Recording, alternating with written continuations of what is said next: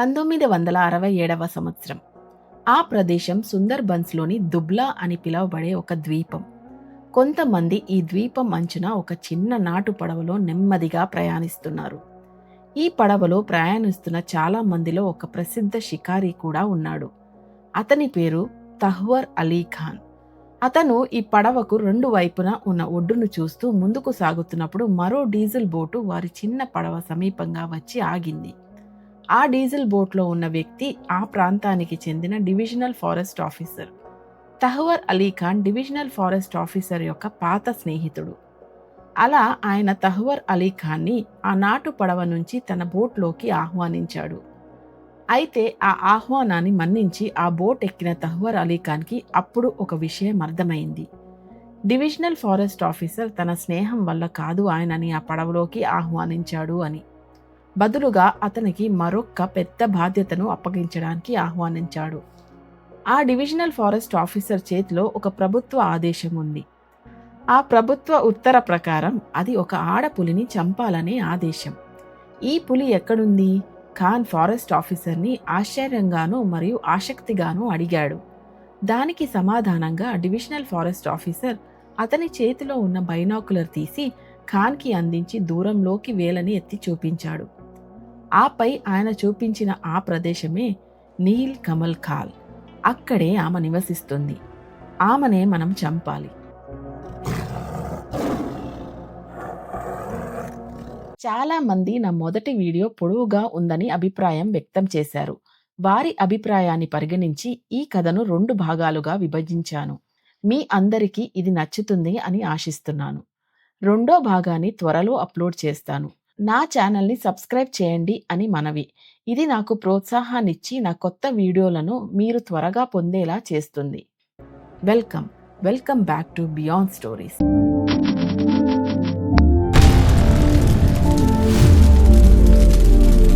నా పేరు దీప. అందరికీ నా యూట్యూబ్ ఛానల్ బియాండ్ స్టోరీస్లోకి స్వాగతం. ఈరోజు నేను మీ ముందు మరో గొప్ప వేటగాడి కథతో వచ్చాను. తహ్వర్ అలీ ఖాన్ ఇంకా సుందర్బన్స్ యొక్క నరమాంస భక్షకులు. మ్యాన్ ఈటర్స్ ఆఫ్ సుందర్బన్స్లోని the tigers of Neel Kamal Khal అనే కథని చెప్పబోతున్నాను. తహ్వర్ అలీ ఖాన్ అనే వేటగాడు తనకు అందిన టెలిస్కోప్ నుంచి దూరంగా చూసి నీల్ కమల్ ఖాల్ అనే ప్రదేశాన్ని ఇంకా దాని చుట్టూ అనేక ద్వీపాలను మడ అడవులను చూశాడు. ఆ కనిపించే దీపాలలో దాని ఆనుకొని ఉన్న చిట్టడి నేలలో మడ అడవుల్లో ఈ పులి సంచరిస్తుంది. స్థానికులు ఆమెని ఒక దయ్యం అని పిలుస్తారు. ఎందుకంటే ఆమె ఇప్పటి వరకే 17 మందిని చంపి తినేసింది. ఇది విన్న తహ్వర్ అలీ ఖాన్, పులి నరభోజిగా మారిందంటే దానికి తగిన కారణం ఉంటుంది అని ఫారెస్ట్ ఆఫీసర్తో అన్నాడు. అది కరెక్టే అన్నాడు ఫారెస్ట్ ఆఫీసర్. కానీ ఇక్కడ జనాలు చాలా అమాయకులు. ఇక్కడ ఇతర పులులు విల్లనుగా మారాయి. అది ఎలా జరిగింది అని అలీ ఖాన్ ఫారెస్ట్ ఆఫీసర్ని ప్రశ్నించారు. చాలా కాలం క్రితం ఇక్కడ జనాలు, మత్స్యకారులు, తేనె తీసేవాళ్ళు అందరూ ఈ ఆడపులిని తన పిల్లలతో చూశారు. ఆ సమయంలో ఆమెతో వారికి ఎలాంటి సమస్య ఉండేది కాదు. కానీ ఒకరోజు ఇక్కడున్న మత్స్యకారుల బృందం ఈ ఆడపులి అరుస్తూ అటూ ఇటూ పరిగెత్తడం చూశారు. ఆ సమయంలో ఆమె పిల్లలు ఆమెతో లేదు. ఇదే ప్రాంతంలో ఒకటో రెండో మగ పులులు కూడా ఉన్నాయి. అవి ఈ పిల్లలను చంపి ఉండొచ్చు అని వీరు అనుకుంటున్నారు. కానీ ఆ రోజు నుంచి ఈ ఆడపులి తన పిల్లలను వెతుకుతూ ఇదే మార్గంలో అరుస్తూ నడవడం గమనించారు ప్రజలు. చివరకు ఆమె తన పిల్లలను కనబడట్లేదు లేదా తప్పిపోయాయి అని గ్రహించినప్పుడు ఆ ఆడపులి అలవాటు కూడా మారిపోయింది. ఆమెకు ఇతర పులులు మాత్రమే శత్రువులు కాదు. మొదటిగా ఆమె పశువులపై దాడి చేసింది. ఆ తరువాత గొర్రెలపై, చేపలు పట్టేవాళ్ళు, పీతలు పట్టేవాళ్ళు, తేనె సేకరించేందుకు అడవిలోకి వెళ్లిన వారితో సహా అందరి మీద దాడులు చేయడం ప్రారంభించింది. ఇప్పుడు ఆమె రోజు పడవ నడిపేవారిపైన లేదా గ్రామస్తులపైన కూడా దాడి చేస్తుంది.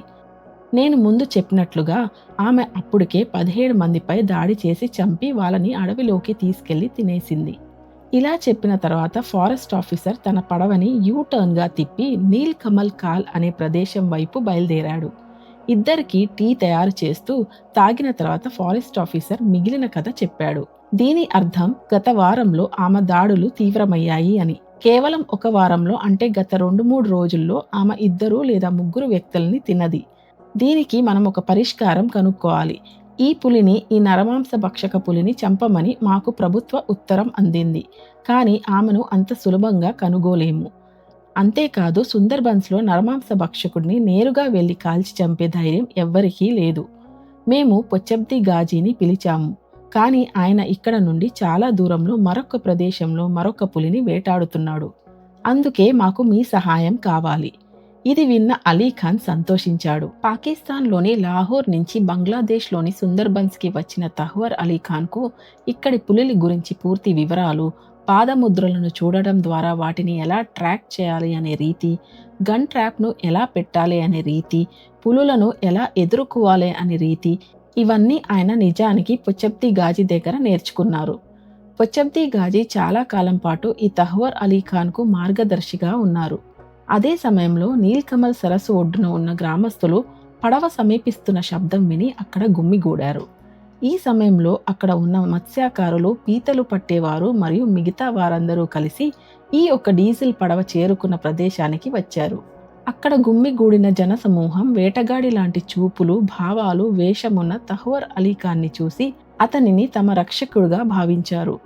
కాబట్టి తహ్వర్ అలీఖాన్ మరియు అతని స్నేహితుడైన ఫారెస్ట్ ఆఫీసర్ వారి సమస్యలను వినడానికి పడవ నుండి దిగి ఒడ్డుకు వచ్చారు.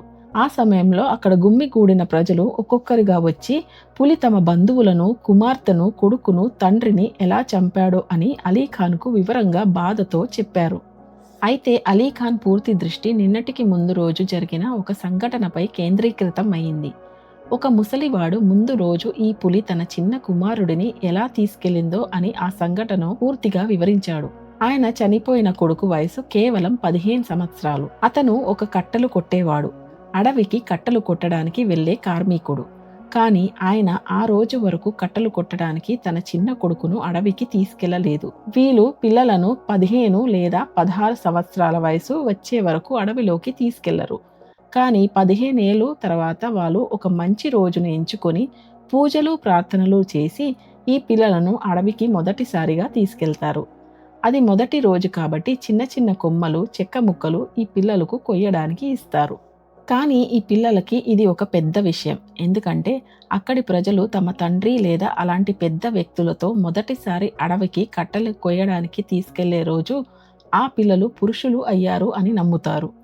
ఆ రోజు మొదటిసారిగా ఈ 15 ఏళ్ల బాలుడు తన తండ్రితో కలిసి అడవిలో కట్టెలు కొట్టడానికి వెళ్ళాడు. తన కొత్త గొడ్డలికి పడును పెట్టి తన స్నేహితుడందరికీ అడవికి వెళ్తున్నానని చెప్పి తర్వాత ఈ 15 ఏళ్ల బాలుడు సంతోషంగా తన తండ్రితో కలిసి అడవికి వెళ్ళాడు. వాళ్ళు పెద్ద గుంపుగా కలప కొయ్యడానికి అడవిలోకి వెళ్తారు. మొదట వారు ఈ బాలుడికి చిన్న చెక్క ముక్కలు మరియు ఇతర వస్తువులను నరికేయడానికి ఇచ్చారు. కానీ కేవలం 1-2 గంటల్లో ఈ కుర్రోడు పనిలో సమర్థతను చూపించి అందరూ ప్రశంసించారు. ఇది చూసి అతని తండ్రి ఎంతో సంతోషించాడు. మనం ఇంతకు ముందు చెప్పిన కిల్లర్ పులి ఉన్న అడవిలోనే వీరు పనిచేస్తున్నారు. వారికి దీని గురించి పెద్దగా అవగాహన లేదు. కానీ ఎప్పట్లా వీళ్ళు కట్టెలు గుంపులుగానే కోసేవారు. అదీ కాకుండా వారిలో ఒకరు చెట్టు మీద తాడు కట్టుకొని చెట్టు పైన కూర్చొని పరిసరాలను నిరంతరం గమనిస్తూ పులి లేదా అలాంటిదేదైనా వస్తుందో లేదో అని చూస్తూ ఉండేవారు. కానీ ఇక్కడ అతనికి కనిపించకుండా ఈ పులి చాలాసేపు నుంచి సమీపంలోని పొదలలో దాగి ఉంది. బహుశా ఆ పులి చాలాసేపు నుండి కదలకుండా కూర్చొని ఉండడం వల్ల ఈ చెట్టు పైన ఉన్న వ్యక్తి పులిని చూడలేకపోయాడు. ఈ సమయంలో చాలాసేపు కట్టెలు నరికిన ఈ 15 ఏళ్ల బాలుడు తన పనిని ఆపి గొడ్డలిని కిందకి దింపి ఆపై తన లుంగీతో ముఖము, తల మరియు చేతులు తుడుచుకున్నాడు. బాలుడు పని ఆపడం చూసి చెట్టు పై భాగంలో కూర్చున్న వ్యక్తి అది ఏంటి అని అడిగాడు. ఆ బాలుడు తల పైకెత్తి సమాధానం చెప్పగానే ఆ పులి సమీపంలో పొదల నుంచి అతివేగంగా దూకి అతని వీపు మీద వాలింది. పులి అతని మెడ మరియు భుజాన్ని కరిచి తన పట్టుని గట్టిగా బిగించింది. ఆ బాలుడి దయనీయమైన కేకలు విన్న అతని తండ్రి మరియు మిగిలిన వాళ్ళు ఆయుధాలతో అక్కడికి పరిగెత్తుకుని వచ్చారు. బాల చేతిలో ఆయుధాలు, గొడ్డలి, కర్రలు మరియు రాయిలు ఉన్నాయి. వాళ్ళు తమ ఆయుధాలన్నీ పులి మీదకు విసిరారు. ఎందుకంటే ఆ నరమాంస భక్షక పులి దగ్గరికి వెళ్లే ధైర్యం ఎవ్వరికీ లేదు. అతనిపై రాళ్ళు, కర్రలు విసిరినప్పుడు పులి ఆ బాలుడి శరీరంపై ఉన్న పట్టుని కొంతసేపటికి వదిలింది. కానీ ఒక క్షణంలో పులి అతని మెడను మళ్లీ పట్టుకొని కొన్ని నిమిషాలలో అడవిలోకి మాయమైంది. అతని కొడుకు దూరంలో వినపడే ఏడుపును వెంబడిస్తూ ఆ తండ్రి కొంత దూరం వరకు పరిగెత్తాడు. కానీ అతను ఇంకా ముందుకు వెళ్ళలేకపోయాడు. ఎందుకంటే అక్కడ ఒక పెద్ద చిట్టడి నేల, ఒక గొయ్యి, ఇంకా నీరు ఉంది. మరుసటి క్షణంలోనే ఆ శబ్దం ఆగి అడవి మళ్ళీ నిశ్శబ్దం అయింది. ఆ వృద్ధుడైన తండ్రి తన కొడుకు కథను తహ్వార్ అలీఖాన్కు చెప్పడం ముగించే సమయానికి ఒడ్డున పూర్తి నిశ్శబ్దం ఆవరించింది. కొంతసేపటి తర్వాత ఒక మత్స్యకారుడు ముందుకు వచ్చి తన స్నేహితుడిని పులి ఎలా తీసుకెళ్లిందో అని వివరించాడు. ఈ సంఘటన 15 ఏళ్ల బాలుడిని పులి తీసుకువెళ్లడానికి 2 రోజుల ముందు జరిగింది. ఆ రోజు సాయంత్రానికి 3-4 పడవల్లో చేపలు పట్టేందుకు వీళ్ళు ఓ చిన్న ద్వీపం వైపు వెళ్లారు. వారిలో సహజంగా ఆహారం వండే ఒక వ్యక్తి కూడా ఉంటాడు. అతనిని అక్కడ పడవలో కూర్చోపెట్టి నదీ మధ్యలో ఒక స్తంభాన్ని దూర్చి ఆ పడవను అక్కడే కట్టి వేసిన తర్వాత మిగిలిన వాళ్ళందరూ చేపలు పట్టేందుకు వల వేయడానికి వివిధ ప్రదేశాలకు వెళ్తారు. వీరు తిరిగి వచ్చే సమయానికి ఈ పడవలో ఉన్న వ్యక్తి భోజనం సిద్ధం చేసి వారికి తినడానికి ఉన్న ఆహారము మరియు ఇతర సామగ్రిలు సిద్ధంగా ఉంచుతాడు. సాధారణంగా జరిగేది అది. కానీ ఆ రోజు ఆ పడవ నదీ మధ్యలో ఉన్నప్పటికీ వారు పడవను స్తంభానికి కట్టిపెట్టింది లోతు లేని ప్రదేశంలో ఉండేనో ఏమో కానీ ఆ పడవ స్తంభం నుండి దూరంగా వెళ్ళింది. అతను చీకటిలో ఆహారం తయారు చేయడంలో బిజీగా ఉండి ఉంటాడు. అందుకే అతనికి అది తెలియలేదు. ఆ ఆడపులి మన మేనీటర్ ఒడ్డున నిలబడి ఈ సంఘటనలన్నీ చూసింది. దురదృష్టవశాత్తు అతని పడవ స్తంభాన్ని పడేసి నెమ్మదిగా కదిలింది. ఇంకా అది ఆ పులి నిలబడి ఉన్న ఒడ్డు వైపుకి సాగింది. బహుశా అతనికి ఈ విషయం తెలియకపోవచ్చు. ఎందుకంటే అతను రాత్రిపూట ఆహారం తయారు చేసే పనిలో మునిగిపోయాడు కాబట్టి. దాదాపు గంట తర్వాత స్నేహితులు తిరిగి వచ్చేసరికి మడ అడవుల్లో పడి ఉన్న పడవను మాత్రమే వారు చూడగలిగారు. వాళ్ళ స్నేహితుడు అక్కడ లేడు. ఏమి జరిగిందో అని చూసేందుకు వాళ్ళు లోపలికి వెళ్లారు. లోపల రక్తపు మరకలు లేదా అలాంటిదేమీ లేవు. కానీ ఈ వ్యక్తి కూర్చున్న పడవ మెట్టు వెనక 2 బురద పాదాలు కనిపించాయి. అది ఆ ఆడ కిల్లర్ పులికి చెందింది. పాదముద్రలను చూసి అదే ఆడపులి అని వారు ఎలా నిర్ణయించుకున్నారు అని మీరు ఆశ్చర్యపోతుండొచ్చు. ఈ పులి అనేక హత్యలు చేసింది. అందువలన పులి యొక్క పాదముద్రలను ఇంకా దాని ప్రత్యేకతల గురించి గ్రామస్తులు చాలాసార్లు చెప్పుకోవడం వల్ల అది వాళ్ళకు బాగా జ్ఞాపకం నిలిచిపోయింది. గ్రామస్తులు దాదాపు అన్ని కథలు చెప్పడం ముగించారు అని గ్రహించిన డివిజనల్ ఫారెస్ట్ ఆఫీసర్ అక్కడ గుమ్మిగూడిన ప్రజలకు చెప్పాడు. ప్రభుత్వం ఈ సమస్యకు పరిష్కారం కనుగోవాలని నిర్ణయించింది. ఆ పులిని చంపే ఆదేశం ఇప్పుడు నా చేతిలో ఉంది. దానికోసం సాయం చేయడానికి తహ్వర్ అలీఖాన్ ఇప్పుడు మాతో చేరాడు. మీరు అతనికి అవసరమైన అన్ని సహాయాలు అందించాలి. ఇది విన్న నిరాశలో మునిగిన గ్రామస్తులు తహ్వర్ అలీఖాన్ వైపు రక్షకుడిగా చూశారు. వాళ్ళ దయనీయమైన చూపు బట్టి తహ్వర్ అలీఖాన్ తనకు లభించింది భారీ బాధ్యత అని గ్రహించాడు. పులిని చంపకుండా ఇక్కడి నుంచి వెళ్ళిపోవడం ఆత్మహత్యతో సమానమని అర్థం చేసుకున్నాడు.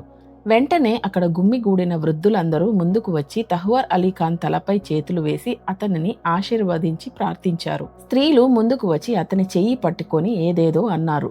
వాళ్ళ కళ్ళన్నీ కన్నీటితో నిండిపోయాయి. ఇదంతా చూసి భావోద్వేగానికి గురి అయిన తహ్వర్ అలీఖాన్ ఒక ప్రతిజ్ఞ చేశారు. ఈ పులిని చంపకుండా తను ఇక్కడి నుంచి వెళ్ళడు అని. అతనికి ఆ ప్రాంతం గురించి తెలియదు కాబట్టి అతనికి ఒక గైడ్ చాలా అవసరం. అక్కడ గుమ్మిగూడిన స్త్రీ పురుషులందరూ అతనితో పాటు అడవికి వెళ్లి మార్గనిర్దేశనం చేయడానికి సిద్ధంగా ఉన్నారు. కానీ అతనికి సరి అయిన మార్గం తెలిసే ఒకే ఒక వ్యక్తి మాత్రమే అవసరం. అది వినగానే జనం గుంపులుగా గుమ్మిగూడి చర్చలు జరిపారు. తరువాత వారు ఒక వ్యక్తిని ఎంచుకొని అతనిని అలీఖాన్ ముందుకు తీసుకువచ్చారు. అతను చాలా సన్నని వయస్సు గల వ్యక్తి. ఆయనను చూసిన వెంటనే తను సమర్థుడని అలీఖాన్కి అర్థమయ్యింది. అందువల్ల అతను నిస్సందేహం తనను ఆయన ట్రాకర్గా నియమించుకున్నాడు. ఆ 15 ఏళ్ల బాలుడు కొద్ది దూరంలో ఉన్న ఒక బురద గుంట పక్కన ఉన్న ప్రదేశంలో మరుపటి రోజు హత్యకు గురయ్యాడు. అలలు తక్కువ ఉంటే అవి బురదలో నడవగలవు. అధిక ఆటుపోట్లున్న సమయం మనం పడవ ద్వారా మాత్రమే అక్కడికి చేరుకోవచ్చు. ఆ మట్టి గుంట అవతల ఒక పెద్ద అడవి ఉంది. ఈ పులి అతనిని కూడా అక్కడే ఈడ్చుకునెళ్ళి ఉంటది. తీర ప్రాంతాలు మడ అడవులు, ఆ తరువాత బురద, ఆ తర్వాత చీకటి అడవులు. ఇదే నీల్ కమల్ కాల్ అని పిలువబడే ఈ ప్రదేశం ఒక ప్రకృతి దృశ్యం. ఇంత సంక్లిష్టమైన ప్రదేశంలో ఈ పులి శత్రుత్వం తీర్చుకోవడానికి లేదా ప్రతీకారం తీర్చుకోవడానికి తిరుగుతుంది. కాబట్టి తహ్వర్ అలీ ఖాన్ తనకు ఇప్పుడు వచ్చిన గైడ్తో కలిసి ఈ వ్యక్తులను వదిలి ఆ బాలుడు చంపబడిన ప్రదేశానికి నెమ్మదిగా నడిచారు. పొదల వెనక ఒక ప్రదేశంలో పులి చాలాసేపు పడుకొని ఉన్న మచ్చలను గైడ్ అలీఖాన్కు చూపించాడు. ఎందుకంటే అతను పులి యొక్క 4 పాదముద్రలను మాత్రమే కాకుండా పులి అడుగును, ఆ బురదపై పడి ఉన్న భాగాన్ని మరియు అక్కడ పులి బొచ్చును కూడా చూపించాడు. అంటే పులి చాలాసేపుగా అక్కడే పడుకొని ఉంది అని అర్థం. ఈ పులి పడుకున్న జాగ నుండి ఆ బాలుడు నరుకుతున్న ఆ చెట్టు కేవలం 15 అడుగుల దూరంలో ఉంది. అక్కడికి కొద్ది దూరంలోనే పులి బాలుడిని లాక్కెళ్లిన గుర్తులు కనిపించాయి. బురదలో స్పష్టంగా కనిపించిన పులి పాదముద్రలు, పడిపోయి ఉన్న మొక్కలు చూసి అక్కడ ఏం జరిగింది అనే దాని గురించి ఆ నిపుణుడైన ట్రాకర్ అలీఖాన్కి మొత్తంగా వివరించాడు. బురదలో స్పష్టంగా కనిపించే ఆ పులి పాదముద్రలు ఇప్పటి వరకు కనిపిస్తున్నాయి. ఆ బురదలో అతను తన చేతులు కాళ్ళతో కొట్టిన మచ్చలు స్పష్టంగా కనిపించాయి వాళ్ళకి. అంటే పులి అతన్ని ఇక్కడి నుండి లాక్కెళ్ళినప్పుడు అతను ఇంకా బతికే ఉన్నాడు అని అర్థం. పులి అతని మెడ వెనుక భాగాన్ని పట్టుకుంది. ఈ ట్రాకర్ మరియు తహ్వర్ అలీఖాన్ అక్కడ చూసిన దృశ్యాలు ఇంకా అక్కడ వారికి కలిగిన అనుభవాల నుండి అదే అర్థం చేసుకున్నారు. బురదలో లోతుగా ఉన్న పాదముద్రల నుండి పులి బరువు, పొడవు మరియు ఇతర లక్షణాల గురించి ట్రాకర్ అతనికి వివరంగా చెప్పాడు. పాదముద్రలు ఆధారంగా దాని లింగము, బరువు మరియు పొడవును ఎలా లెక్కించాలో అనేది అతను అప్పటికే పొచ్చబ్ది గాజీ నుంచి నేర్చుకున్నాడు. కాబట్టి పులి పాదముద్రలను అనుసరించి వారిద్దరూ అడవిలోకి లోతుగా నడిచారు. ఖాన్తో ఉన్న ట్రాకర్ 10 అడుగులు ముందుకు వేసి ఆ మైదానాన్ని చూసి ట్రాకులను గమనిస్తాడు. ఆ తర్వాత దాన్ని బాగా చూసి అతను పులి ఎంచుకున్న మార్గంలో మళ్ళీ ముందుకు నడుస్తూ ఇంకా మళ్ళీ ఆ ట్రాక్ను చూసి గమనిస్తాడు. అలా చాలా మెల్లమెల్లగా వాళ్ళు అవి చూసుకుంటూ నెమ్మదిగా ముందుకు సాగుతున్నారు. ఇంతలో ఒకటో లేదా రెండో ఇతర పులుల పాదముద్రలు ఈ ట్రాక్పై అతివ్యాప్తి చెందుతూ ముందుకు వెనుకకు వెళ్తున్నాయి. ఇది చూసి దారి తెప్పి 2 సార్లు తహ్వర్ అలీఖాన్ మరో 2 పులుల ట్రాకులు వెంబడించి ముందుకు సాగాడు. ఆ సమయమంతా అతని వెనుక ఉన్న ట్రాకర్ అతనిని వెనకకి పిలిచి ఇలా చెప్పాడు: ఏ ఆడపులి అడుగుజాడం మనం వెతుకుతున్నామో లేదో అనుసరిస్తున్నామో అది ఈ ట్రాక్ కాదు. అప్పుడు నిజమైన కిల్లర్ పులి పాదముద్రలకు మిగిలిన పులుల పాదముద్రలకు మధ్య ఉన్న తేడా ఆ గైడ్ తహ్వర్ అలీఖాన్కు వివరించాడు. దీనితో అతను నిజంగా హంతకుడైన ఆ ఆడపులి పాదముద్రలను ఎక్కడ కనిపించినా అర్థం చేసుకుంటాడు. ఇంకా ఎక్కడ ఈ ఆడపులి పాదముద్రలను చూసినా వెంటనే ఆయన అది గుర్తుపడతాడు. అలా వీళ్ళిద్దరూ నెమ్మదిగా ఈ పాదముద్రలను చూస్తూ అడవిలోకి వెళ్తున్నప్పుడు తన సహచరుడికి చాలా తీవ్రమైన లోపముందని తహ్వర్ అలీఖాన్ గ్రహించాడు. అతను ఒక తీవ్రమైన ఆస్మా రోగి. అతను గట్టిగా శ్వాస తీసుకుంటున్నాడు మరియు పెద్దగా ఊపిరి పీలుస్తూ వదులుతున్నాడు. పూర్తి నిశ్శబ్దం అవసరమైన ఈ సమయంలో ఇలా ఆయనతో ముందుకు సాగడం ఒక పెద్ద సమస్యగా మారింది. దీనితో ఖాన్ చాలా క్లిష్ట పరిస్థితిలో పడ్డాడు. అతనిని ఇక్కడ ఒంటరిగా వదిలేసి ముందుకు సాగడం అసాధ్యం. ఈ పులి ఖచ్చితంగా అతనిపై దాడి చేస్తుంది. కానీ ఈ విధంగా ఈ శబ్దంతో రైలులాగా ముందుకు వెళ్తే పులి కనిపించకపోవడమే కాకుండా ఆ నరబోజి పులి వాళ్ళని కనుగొని వాళ్ళపై దాడి చేస్తుంది. చివరకు ఖాన్ ఒక మార్గం కనుగొన్నారు. అతని శ్వాస ఆడకపోవడం ఆగిపోయి అతను సరి అయ్యే వరకు వాళ్ళిద్దరూ ఒక చెట్టు కింద కూర్చొని విశ్రాంతి తీసుకున్నారు. ఆ తర్వాత ఆయన ఆ గైడ్తో అతను తిరిగి వచ్చే వరకు ఆ చెట్టు పై కొమ్మ మీద సురక్షితంగా కూర్చోమని చెప్పాడు. సాధారణంగా పులి దూకి చేరుకోగల ఎత్తు కన్నా పైనకి ఉన్న ఈ చెట్టు ఒక పై భాగపు కొమ్మలు. అతను ఈ ట్రాకర్ను అక్కడే కూర్చోమని చెప్పాడు. ధైర్యం కోసం తన చేతిలో ఉన్న పొడవాటి కత్తిలో ఒకటి బయటకు తీసి ఆ గైడ్కి ఇచ్చాడు. అలా అతను తిరిగి వచ్చే వరకు ఆ చెట్టు పైన నిశ్శబ్దంగా కూర్చోమని చెప్పి తహ్వర్ అలీఖాన్ అక్కడి నుండి పులి జాడలను వెంబడిస్తూ అడవి లోపలికి వెళ్ళాడు. అలా ఒంటరిగా ముందుకెళ్తున్నప్పుడు కొంతసేపు అలీఖాన్కు అతని చెవులో వెనుక నుంచి ఈ ట్రాకర్ ఒక పెద్ద శ్వాస శబ్దం వినిపిస్తున్నట్టు అనిపించింది. మడ అడవులు బురదతో నిండిన ఈ సుందర్బన్స్ కూడా ఇలా నడవడం చాలా కష్టమైన పని. ఎందుకంటే ఇక్కడ వందల లేదా వేళ్ల వేరు పైకి పొడుచుకొని ఉన్నాయి. ఈ మడ అడవుల మొక్కల యొక్క వేర్లు పైకి పెరిగి ఉంటాయి. ఇంకా వీటిని న్యూమెటోఫాక్స్ అంటారు.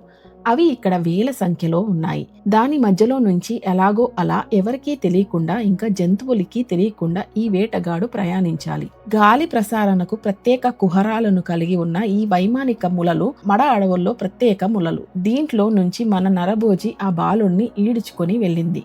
ఇక్కడ ఈ బాలుడి మృతదేహాన్ని కాసేపు ఉంచింది ఈ పులి అని అలీఖాన్ గ్రహించాడు.